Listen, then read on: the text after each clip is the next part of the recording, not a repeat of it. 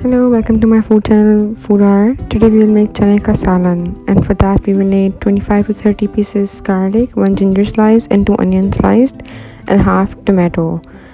अब इन सब का पेस्ट बना के हम लोग साइड पे रख लेंगे। ये टमाटोज डाल दिए और इन सब का पेस्ट बना के हमने साइड पे रख लेना है। उसके बाद हम एक स्पून लेंगे और उसमें ऑयल डाल के अपना मिक्सचर डाल देंगे।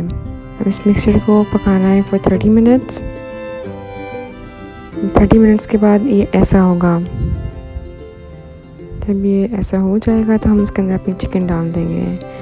अब चिकन के साथ ही हम अपने इसके अंदर स्पाइसेस डाल देंगे। ये सारे स्पाइसेस हम लोग चिकन में डाल देंगे and let it cook for 20 minutes. After 20 minutes जब ये इस तरह का हो जाएगा, ऑयल छोड़ देगा अपना और चिकन हमारी गल जाएगी। फिर इसके बाद हमने 4 to 5 टेबलस्पून मसूर की दाल को कुकर में गलाना है और इसको अपने ग्रेवी में ऐड कर देंगे और इसको मिक्स करेंगे।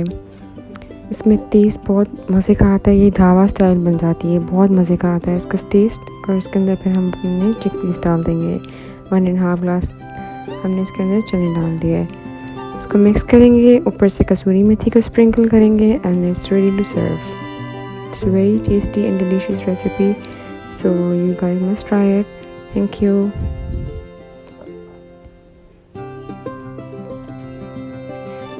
अच्छा, फिर ऊपर से हम इसके ऊपर स्प्रिंकल करेंगे green coriander and 2 chillies and serve it.